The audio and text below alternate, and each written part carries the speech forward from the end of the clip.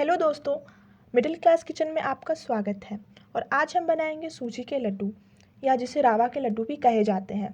वैसे तो इसे बनाने के कई सारे तरीके हैं, पर जो तरीका आज हम आपको बताएंगे उससे ये लड्डू बहुत ही जल्दी बन के तैयार हो जाएंगे और इसे बनाना बहुत आसान होगा और इसका स्वाद भी बहुत ही अच्छा आएगा। तो आइए हम इसकी रेसिपी देखते हैं।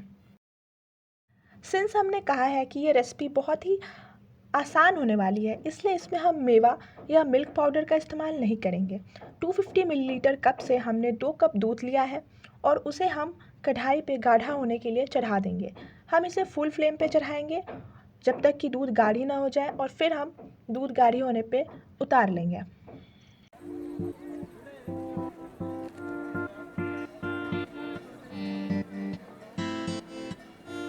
कंडेंस्ड मिल्क को हमने कढ़ाई से उतार कर एक कप में रख लिया है। अब हम सूजी लेंगे।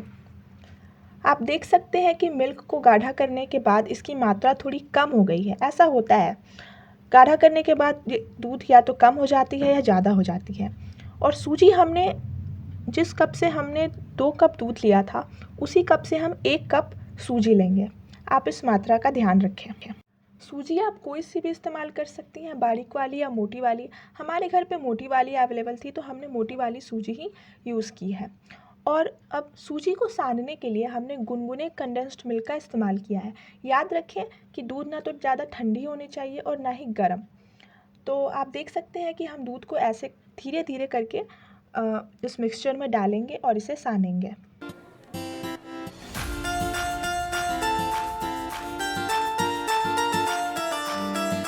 सूजी में सारी दूध डालने के बाद आप देख सकते हैं कि हमारा डो कितना गीला हो गया है, पर आप उसकी टेंशन अभी ना लें।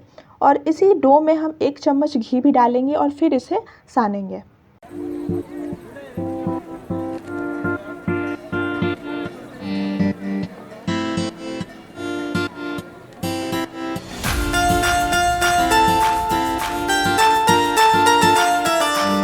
अब हम इस गीले डो को सेट होने के लिए 1 घंटा छोड़ देंगे। 1 घंटा हमने इसे ढककर छोड़ा था और सूजी फूल के कितने अच्छे तरीके से सेट हो गई है, आप देख सकते हैं। और अब ये गीली भी नहीं है पहले की तरह। और इसे वापस से हम 1 चम्मच घी डालकर फिर सानेंगे। और आप देख सकते हैं कि हमारा आटा कितने अच्छे तरीके से अब बन चुका है और अब ये लड्डू बनाने के लिए तैयार है।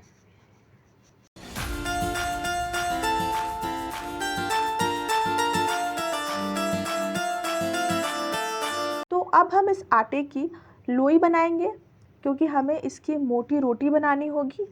आप चाहे तो थोड़ा कम सूजी भी ले सकती हैं, हमने थोड़ा ज़्यादा लिया था, इसलिए आप देख सकती हैं कि हमारी 2 लोई बनकर तैयार हुई है। और अब हम इस लोई से मोटी रोटी बेलेंगे।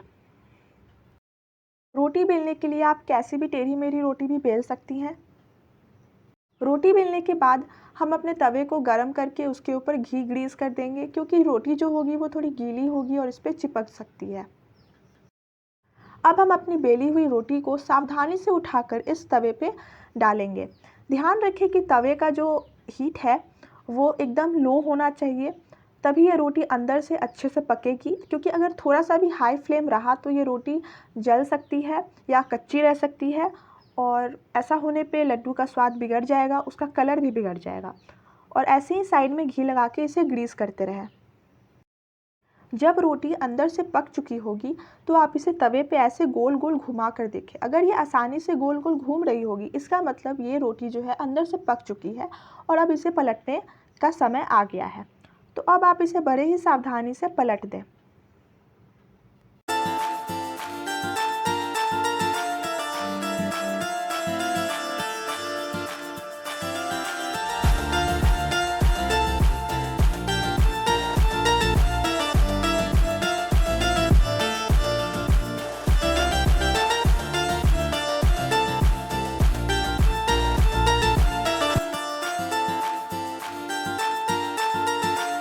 रोटी को हमने गोल्डन ब्राउन होने पर तवे से उतार लिया है, जैसा कि आप देख सकते हैं।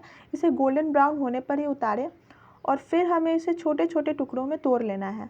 याद है हमने आपसे पहले कहा था कि अगर रोटी टेढ़ी मेढ़ी हो या टूट जाए तो उससे फ़र्क नहीं पड़ता, क्योंकि इसे एंड में हमें तोड़ना ही था। तो हम इसे ऐसे ही छोटे छोटे टुकड़ों में तोड़ लेंगे। अब हमें इन टुकड़ों का चूड़ा बनाना है। आप चाहे तो हाथ से भी बना सकते हैं, पर आजकल तो हर घर में ग्राइंडर होती है, तो हम इसे ग्राइंडर में रख के इसका चूड़ा बना लेंगे।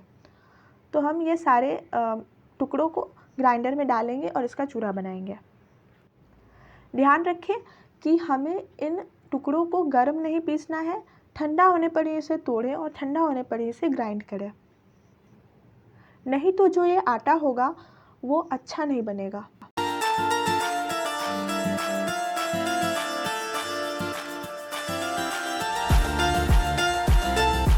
और इसे ग्राइंडर में ग्राइंड करते वक्त आप इसे कंटिन्यूअस ग्राइंड न करें, इसे थोड़ा थोड़ा करके ग्राइंड करें, जैसा कि आप वीडियो में देख सकते हैं।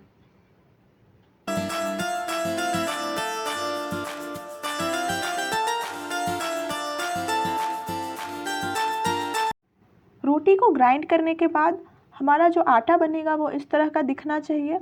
आप भी जब ग्राइंड करें तो इस बात का ध्यान रखिए कि आपका आटा भी ऐसा ही कंसिस्टेंसी का हो। अब हम इसे प्लेट में निकाल लेंगे ताकि हम अपने लड्डू बनाने के प्रोसेस को कंटिन्यू कर सकें। इस मिक्सचर में कोई भी लम्प्स ना हो, इस बात को आप ध्यान रखें और चेक कर लें। उसके बाद हम इसमें चीनी का भूरा डालेंगे। तो चीनी हमने कितना लिया था, जिस कप से हमने 1 कप सूजी और 2 कप दूध लिया था, उसी कप का आधा कप हम चीनी लेंगे और उसका भूरा बना लेंगे। और अब हमने इसे इसमें डाल लिया है।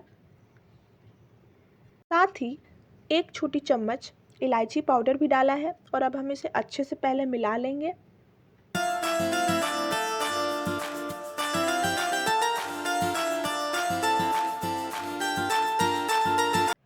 फिर हमने इस मिक्सचर में चीनी डालने के बाद ग्रेट किया हुआ कोकोनट डाला था और ड्राई फ्रूट्स में हमने इसमें आलमंड्स, किशमिश और काजू डाला था और साथ ही 1 चम्मच घी भी डाला था। और अब हम इसे अच्छे से मसल लेंगे।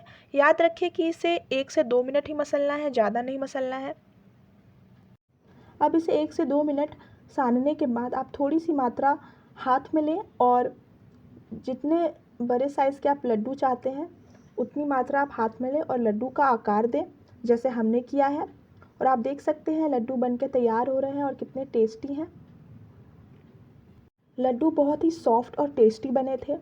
तो आप भी इस रेसिपी को एक बार त्योहारों के मौसम में ज़रूर ट्राई कीजिएगा। और अगर आपको रेसिपी पसंद आई तो हमारे चैनल को प्लीज़ सब्सक्राइब करें और हमारे चैनल को सपोर्ट करें ताकि हम आप तक और भी ऐसे अच्छे रेसिपीज़ पहुंचा सकें।